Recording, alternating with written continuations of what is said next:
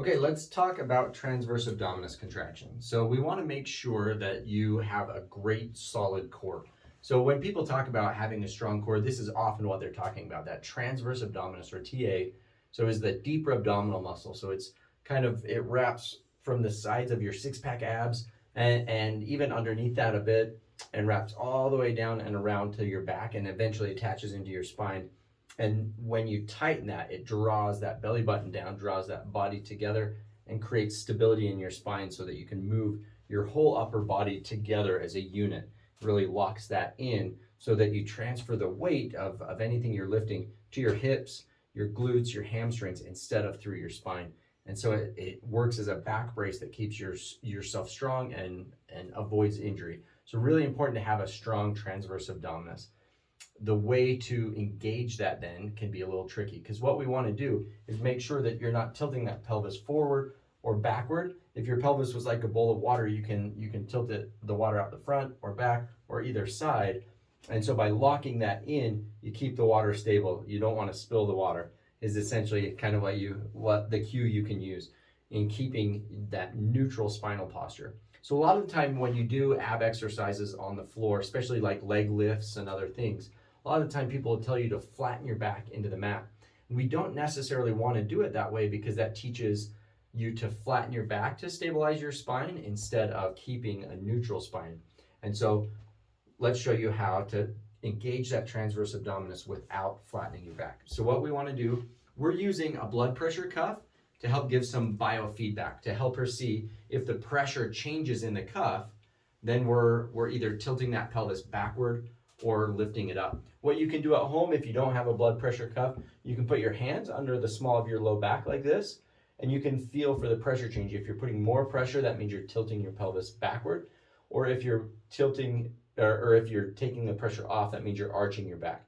So a lot of time people will have their hands under their bum when they do leg lifts or other leg exercises or bicycle, scissor kicks. If you're having to do that, then I would say either you're not engaging your spine enough or you're not able to, hold or engaging your core enough and you're not able to hold your spine in neutral. So we want to, not maybe advance to those exercises till you can hold that stable first without having to put your hands underneath your bum. So instead, put them under your back and see if you're tilting or arching your back. So here's the progression we're going to do with that. So go ahead and engage that core. So we're going to practice engaging the core, so drawing that belly button down towards your spine. If I was going to stab you in the belly with a hot poker, you're going to try to keep me from being able to stab you for as long as you can. It's kind of one of the cues. You should be able to talk, breathe, and move while doing this and holding that contraction. So I'm doing it right now, for example, and I can talk, I can breathe, I can do everything while holding that TA contraction. So now, from there, once you kind of feel like you've got it as far as bracing that and not seeing the needle move or not feeling a lot of pressure change in your back as you tighten that, what we want to do then is do baby marches with your legs. So we're going to lift this leg up, just 2 inches off the table is all, and then back down, and then lift this one up. And we're bracing those abs and then lifting, and then putting it down, bracing and lifting. So you're alternating feet. For her, trying to keep that needle from moving at all, and for you at home, trying to not feel the pressure in your hands increase or decrease. Once you've got that down, then what we're going to do is we're going to build to a lift, this leg, and then extend out, and then back up, and then switch legs. And again, you're trying to keep that pressure the same in your legs.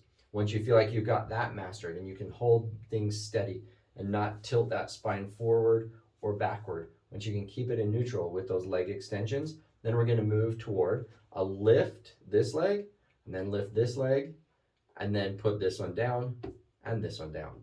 So just a lift, lift, down, down. So you're getting used to both legs up off and still holding your spine in neutral.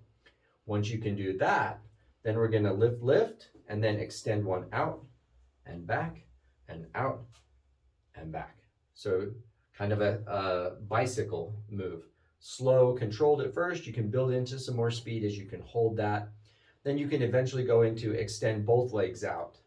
So you can lift, lift, extend them out. People will often do scissor kicks there, like where they move their legs in and out. But you want to make sure that you can hold that spine in neutral where you do it. And then you can eventually build into the lift, extend, and then do those leg lifts. where you're raising and lowering your legs. That's actually a lot harder than it sounds while maintaining a neutral spine. So I would say wait to progress to that until you're strong enough to do it. So if you can get that far, kudos to you. It takes some time and building up that strength, but the more you can bear that load in this position, the more you can train your body to do that while you're in a standing position. So with squats, deadlifts, all those other things where we want to transfer that load to our hips and not have to overarch our back or flatten our back as we do it. So the more you can keep that neutral spine in your squat, it's going to bear the load through your hips and glutes better and keep you from getting injured.